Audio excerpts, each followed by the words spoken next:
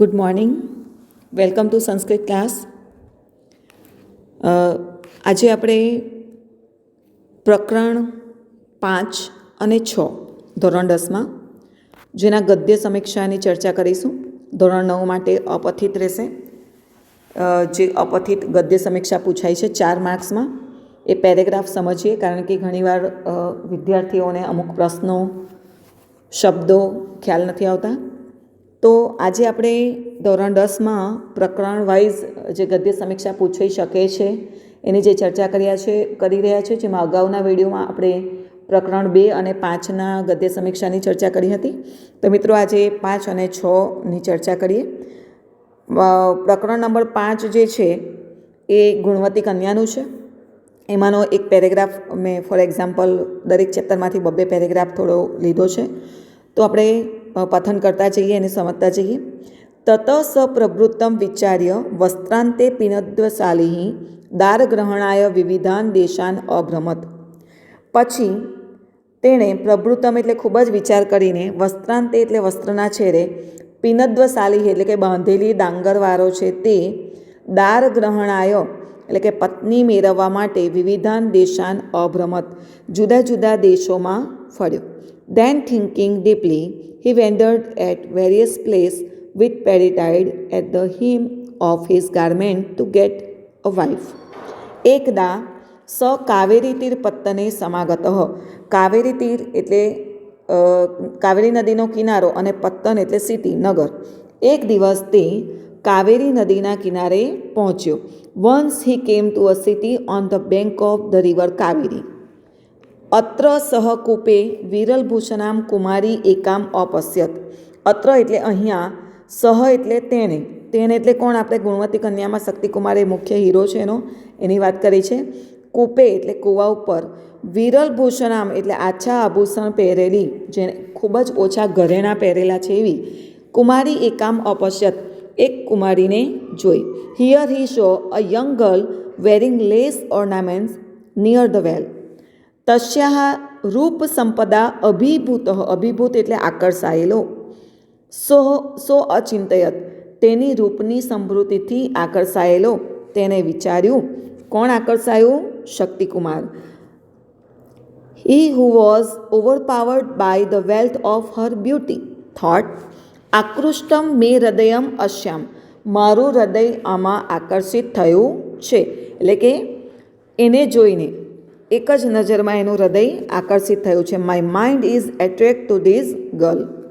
તદ એશામ પરીક્ષ વિવાહ પ્રસ્તાવમ કૃત્વા તસ્યામ સંમતો ઉદ્વહામી. તદ એતામ પરીક્ષ એટલે કે તો એની પરીક્ષા કરીને, વિવાહ પ્રસ્તાવ કૃત્વા વિવાહનો પ્રસ્તાવ મૂકીને, પહેલાં પરીક્ષા લઉં પછી વિવાહનો પ્રસ્તાવ મૂકું, અને તસ્યા સંમતો એની જો સંમતિ હોય તો ઉદ્વહામી એટલે લગ્ન કરું. એટલે કે પહેલાં ટેસ્ટ તો લેવી જ પડે અને પછી એની આગળ પ્રપોઝલ મૂકવામાં આવે, અને જો એગ્રી થાય તો એની સાથે લગ્ન કરું. So testing her and making her a proposal, I will marry her if she agree. સ તામ નિકષા સંગત્ય સવિનય આહ. તે તેની પાસે જઈને વિનયપૂર્વક બોલ્યો. Approaching here politely he said, અસ્તિ તે કૌશલમ શાલી પ્રસ્થેન અનેન સંપન્નમ આહારમ મામ ભોજયિતુમ. તે કૌશલમ એટલે કે તારામાં કોઈ સ્કિલ, કોઈ કુશળતા છે. કઈ કુશળતા? તો કે શાલી પ્રસ્થેન અનેન, આ એક પ્રસ્થ ડાંગરથી, સંપન્નમ આહારમ ભોજયિતુમ મામ, મારા માટે સંપૂર્ણ ભોજન તું બનાવી શકું એવી તારામાં કુશળતા છે. Do you have a skill to feed me with સંપદસ food prepare with these one પ્રસ્થ પેડી. અહીંયા આપણો આ પેરેગ્રાફ આપણે સમજ્યા. હવે એને અંતર્ગત આપણે પ્રશ્નો જોઈએ. કિમર્થમ શક્તિકુમાર વિવિધાન દેશાન અભ્રમત. એટલે કે શા માટે શક્તિકુમાર જુદા જુદા દેશમાં ફરતો હતો? તો આપણે એનો જવાબ આવશે કે દારગ્રહણાય. કિમર્થમની જગ્યાએ મૂકવાનું છે દારગ્રહણાય શક્તિકુમાર વિવિધાન દેશાન અભ્રમત. તો અહીંયા ફક્ત આપણે પત્ની મેળવવા માટે જ લખવાનું છે. સેકન્ડ ક્વેશ્ચન છે, શક્તિકુમાર વિરલભૂષણામ કુમારી કુત્ર અપશ્યત. એટલે કે શક્તિકુમારે લેસ ઓર્નામેન્ટ્સવાળી કુમારીને કુત્ર એટલે ક્યાં જોઈ? તો અહીં કુત્રની જગ્યા આવશે કૂપે. એટલે કે કૂવા ઉપર એને જોઈ, બાકી આખું વાક્ય એઝ ઇટ ઇઝ રહેશે. શક્તિકુમારઃ વિરલભૂષણામ કુમારી કૂપે અપશ્યત. ત્યાર પછી છે જુઓ, કહ કાવેરી તીર પત્તને સમાગત. વિદ્યાર્થી મિત્રો હવે અહીં જુઓ, ક્યાંય વ્યક્તિનું નામ નથી. આ પ્રશ્નમાં છે પણ પેરેગ્રાફમાં નામ નથી, તો અહીંયા સહ એકલું લખવાનું નહીં, તો આપણે અહીંયા લખીશું શક્તિકુમારઃ, કારણ કે આપણે આ પઠિત પેરેગ્રાફ છે, લેશન ભણેલા છે, એટલે આપણને ખબર છે કે આ પેરેગ્રાફમાં કયો વ્યક્તિ પત્ની મેળવવા માટે ફરે છે. તો અહીં કહની જગ્યાએ આપણે એનું નામ લખીશું, ખાલી સહ લખીશું તો યોગ્ય રહેશે નહીં. શક્તિકુમારઃ કાવેરી તીર પત્તને સમાગત. હવે જુઓ, મોસ્ટ આઈએમપી ક્વેશ્ચન છે. સ તામ ખાલી જગ્યા સંગત્ય સવિનય આહ, એટલે કે અવ્યય પદમ લિખત. તો સ તામ, તામ શબ્દ જે છે એ દ્વિતીય વિભક્તિ છે, એટલે દ્વિતીય વિભક્તિ સાથે કયો અવ્યય આવશે? તો આપણે એ લાઈન જુઓ આપેલી છે, નિકસા. નિકસા એટલે પાસે, તો અહીંયા આપણે આવશે ખાલી જગ્યામાં નિકસા. અને પિનદ્વશાલી સમાસ પ્રકાર, તો કયો સમાસ આવશે? તો કે પિનદ્વશાલી એટલે શું છે? કે બાંધેલી ડાંગરવાળો છે તે. પિનદ્વશાલી યસ્ય સહ, તો શક્તિકુમાર માટે આ શબ્દ વાપરવામાં આવેલો છે, પણ ડાયરેક્ટ નથી કીધું, એટલે આમાં આવશે બહુવ્રીહી સમાસ. તો આમ આપણો પહેલો પેરેગ્રાફ કમ્પ્લીટ થાય છે. ચેપ્ટર નંબર 5ના બીજા પેરેગ્રાફની ચર્ચા કરીએ. ધાત્રી કાસ્થાની આનિત્વતી, એટલે કે જે ધાત્રી એટલે દાસી, માતાની ઉંમર જેટલી જે સ્ત્રી છે એને દાસી કહેવામાં આવે છે, અથવા તો ધાત્રી કહેવામાં આવે છે. કાષ્ઠાની, કાષ્ઠમ શબ્દ નપુંસકલિંગ છે, એટલે ફલમ ફલે ફલાની, લાકડાઓ લઈ આવી. The elderly nurse brought the wood. તદંતરમ સા તંદુલાન અસકૃત જલેન પ્રક્ષાલિતવતી, ઉષ્ણે કૃતે જલે ચ તાન પ્રક્ષિપ્તવતી. તદંતરમ એટલે ત્યાર પછી, સા એટલે તેણે, કોણે? તો કે જે ગુણવતી કન્યા હતી એણે, તંદુલાન એટલે કે ચોખાને, અસકૃત, અસકૃત એટલે અગેન એન્ડ અગેન, વારંવાર, જલેનો એટલે પાણીથી, પ્રક્ષાલિતવતી એટલે ધોયા, વોશ કર્યા. ઉષ્ણે કૃતે જલે એટલે કે હીટ વોટર, જે ગરમ પાણી હતું એમાં, જલે તાન પ્રક્ષિપ્તવતી, પ્રક્ષિપ્તવતી એટલે નાખ્યા. કોણે? તો કે ગુણવતી કન્યાએ. Then she washed the rice grain many times and put them in the hot water. એણે ચોખાને વારંવાર ધોયા અને ગરમ કરેલા પાણીમાં તેને નાખ્યા. અલ્પયેસા કાલેનેવ તંદુલાહ સિદ્ધા સજ્જાતઃ. થોડા જ સમયમાં ચોખા રંધાઈ ગયા. In short time the rice were cooked. તતઃ ઇંધનાની જલેન સમયિત્વા કૃષ્ણ અંગારાન તદ અર્થિભ્ય પ્રેષયિત્વા યત ધનમ લબ્ધમ તેન ધનેન સાકમ ધૃતમ દધી તેલમ ચ કૃતવતી. તત ઇંધનાની એટલે કે ત્યાર પછી બળતણને, જલેન સમયિત્વા એટલે પાણીથી ઓલવીને, કૃષ્ણ અંગારાન આપી એટલે કારા કોલસા પણ, તદ અર્થિભ્ય એટલે કે તેની જરૂરિયાતવાળાને, પ્રેષયિત્વા એટલે મોકલીને, યત ધનમ લબ્ધમ જે ધન પ્રાપ્ત થયું, તેન ધનેન તે ધનથી, શાકમ ધૃતમ દધી તેલમ ચ કૃતવતી એટલે કે શાક, ઘી, દહીં, તેલ વગેરે લાવી. કોની પાસે મંગાવ્યું એને? દાસી પાસે. તો then having extinguished burn wood with water and with whatever money she got by sending the calls to those who need them, she brought vegetable, ghee, oil and curd. તેન ચસા વિવિધાની વ્યંજનાની સંપાદિત હતી, અને તેના દ્વારા તેણે જુદા જુદા વ્યંજનો બનાવ્યા. And with it C prepared various dishes. હવે આપણે આગળ પ્રશ્નોની ચર્ચા કરીએ. પ્રથમ પ્રશ્ન છે, કન્યા તંદુલાન કેન પ્રક્ષાલિતવતી. હવે અહીંયા જુઓ, પ્રક્ષાલિતવતી એટલે વોશ કરવું, ધોવું. કેન એટલે સાનાથી, તો ચોખા એને સાનાથી ધોયા? તો કે પાણીથી. હવે કેન તૃતીય વિભક્તિથી પ્રશ્ન પૂછ્યો છે, એટલે જવાબ પણ તૃતીય વિભક્તિમાં આવવો જોઈએ, એટલે કે જલેનો. એકલું જલમ કે જલ લખો તો ચાલે નહીં. કન્યા તંદુલાન જલેન પ્રક્ષાલિતવતી. તુષાન વિક્રિય ધાત્રી કિમ આનિત્વતી. તુષાન, તુષાન એટલે અહીંયા તુષા શબ્દ નથી આપેલો, પણ આગળના પેરેગ્રાફમાં આપણે ભણ્યા છે એમ કે જે ડાંગર છે, ડાંગરને કન્યા ખાંડે છે, એનાથી જે ફોતરા એટલે કે હસ્ક અલગ પડે છે એને તુષા કહેવાય. ડાંગરના ફોતરા એ વેચીને શું લાવે છે? તો કે કાસ્થાની, એટલે કે આપણી પહેલી જ લાઈન આવશે આનિત્વતી છે, એટલે આપણને ખ્યાલ આવી જશે કે પહેલી જ લાઈનનો જવાબ આવશે. ઇંધનાની જલેન સમયિત્વા કન્યા કિમ પ્રાપ્તવતી. ઇંધનાની એટલે બળતણને ઓલવીને કન્યાએ શું પ્રાપ્ત કર્યું? તો કે કૃષ્ણા અંગારાન. કર્મધારય સમાસ છે. કૃષ્ણા અંગારાન, કારા કોલસા. કદા તંદુલાહ સિદ્ધા સજ્જાતા. ચોખા ક્યારે રંધાઈ ગયા? તો કે અલ્પૈશા કાલેન એવ. થોડા જ સમયમાં ચોખા રંધાઈ ગયા. હવે આપણે પ્રકરણ નંબર 6, તો છઠ્ઠા પ્રકરણની ચર્ચા કરીશું. કાષ્ઠખંડમ એનું ભણ્યા છે. ચેપ્ટર નંબર 6 એક રૂપક છે. નદીમાં તરીને જતા લાકડાને બતાવીને ગુરુ શિષ્યને સમજાવે છે કે માનવ જીવનમાં પણ કેટલાક પ્રકારના જે વિઘ્નો છે એની વાત કરે છે.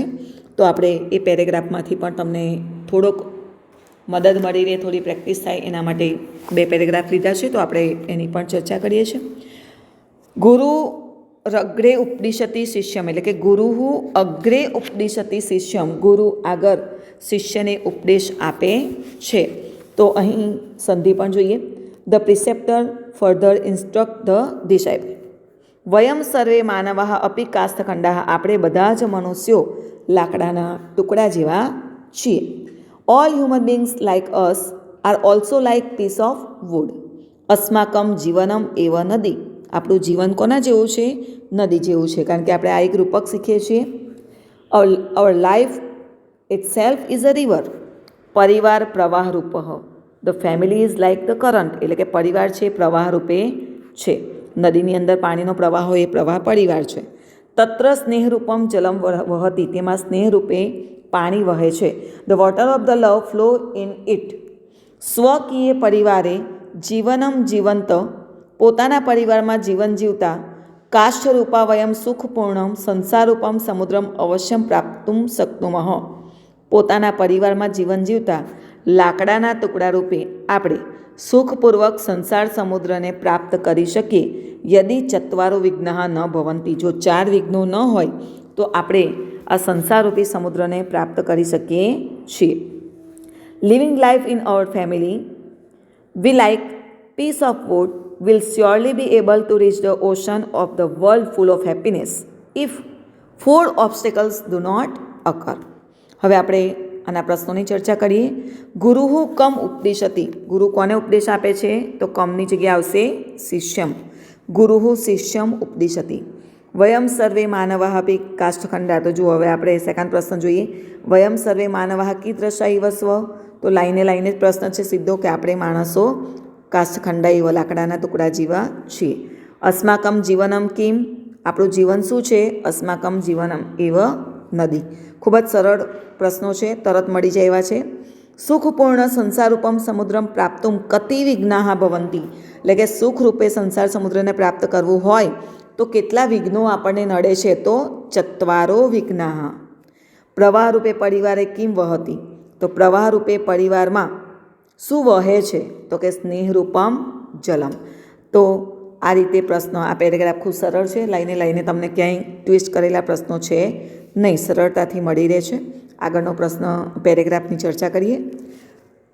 સુરાપાન, અક્ષક્રીડા, તમાકુ ભક્ષણમ, ચૌરકર્મ ઇત્યાદિની દુર્વ્યસનાની માનવ જીવને આવર્તભૂતાની સંતિ, એટલે કે સુરાપાન એટલે કે મદિરાપાન, અક્ષક્રીડા એટલે જુગાર, તમાકુ ભક્ષણમ એટલે તમાકુ ખાવું, ચોર કર્મ એટલે ચોરી કરવી વગેરે દુર્વ્યસનો માનવ જીવનમાં આવર્તભૂતાની એટલે કે વમળરૂપ છે.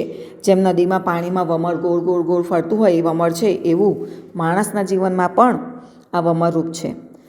Drinking, playing dice, chewing tobacco, act of stealing and such other vices are whirlpools in human life. એસુ પતિતો જનઃ બહિઃ આગંતુમ ન શક્નોતિ. આ વમળમાં પડેલો માણસ જેમ બહાર નથી આવતો એમ દુર્વ્યસનોમાં પડેલો માણસ પણ બહાર આવી શકતો નથી. એસુ પતિતો જનઃ એટલે કે આમાં પડેલો માણસ, બહિઃ એટલે બહાર, આગંતુમ ન શક્નોતિ આવી શકતો નથી. The person fallen in to this can not come out of them. અતઃ તત્ર પતનમ એવ ન ભવેત તાદૃશઃ પ્રયત્ન સતતમ કરણીય ભવતી. આથી તેમાં પડાય જ નહીં તેવા સતત પ્રયત્નો કરવા જોઈએ.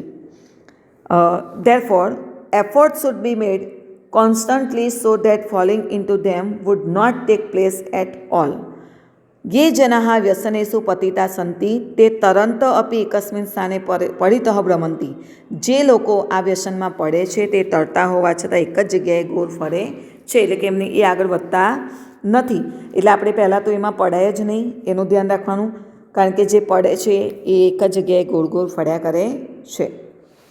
The people who fall into vicious habits keep moving round and round in the one place even though they float. તેસામ પ્રગતિ બાધિતા ભવતી, તેમની પ્રગતિ અટકી જાય છે. There progress is હેમ્પર્ડ.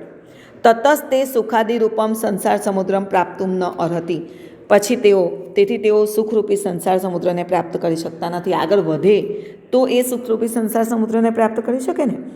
Then they do not deserve to reach the ocean of the world full of happiness. હવે આપણે આગળ ચર્ચા કરીએ પ્રશ્નોની. માનવ જીવને આવર્ત ભૂતાની કિમ સંતિ, માણસના જીવનમાં આવર્ત એટલે શું, વમરૂપ શું છે? તો આપણે પહેલી લાઈન આખી લખવાની આવશે. માનવ જીવને સુરાપાન, અક્ષક્રીડા, તમાકુ ભક્ષણમ, ચોર કર્મ ઇત્યાદિની દુર્વ્યસનાની આવર્તભૂતાની સંતિ.